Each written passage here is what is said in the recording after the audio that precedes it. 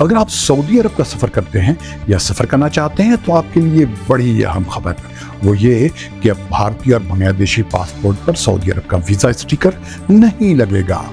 लेकिन घबराएं नहीं, वीज़ा होगा, लेकिन वो स्टिकर की शक्ल में नहीं, बल्कि अब उसकी जगह इलेक्ट्रॉनिक वीज़ा होगा, यानी इसे QR कोड के जरिए स्कैन करके दिखा जाएगा। पहले मरहले में इस मंसूबे पर इमारात यानी UAE, उर्दन, मिस्र, इंडोनेशिया, फिलीपीन में भी अमल होगा, लेकिन पाकिस्तानियों के पासपोर्ट्स पर वीज़ा स्टिकर की ही शक्ल में वैसे ही रहेगा जैसे पहले होता था।